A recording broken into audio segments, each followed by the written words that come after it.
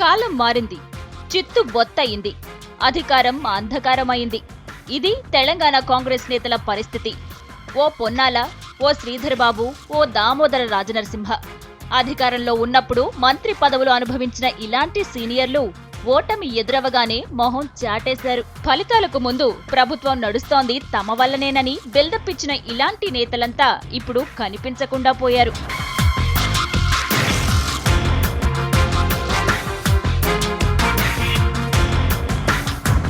Nizamabad rural నుంచి గంపెడాసతో పోటీ చేసిన మాజీ మంత్రి డిఎస్ ఫలితాల తర్వాత కనిపించకుండా పోయారు. కార్యకర్తలను కలిసే ప్రయత్నం కూడా చేయలేదు.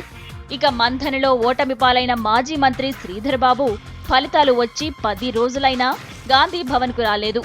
సొంత నియోజకవర్గ ప్రజలకు ఆయన కనిపించడం లేదు. కనీసం గాంధీ భవన్ కు కూడా రాలేదు.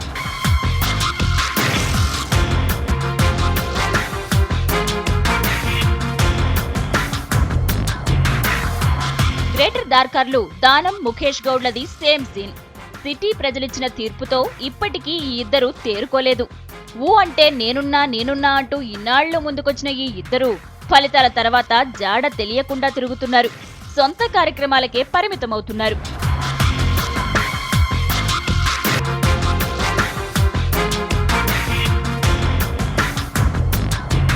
ఆజాద్ కు సన్నిహితుడు, తెలంగాణ కాంగ్రెస్ షాడో ఇన్ఛార్జిగా పేరున్న షబీర్ అలీ కామారెడ్డి ప్రజలకు కనిపించకుండా పోయారు.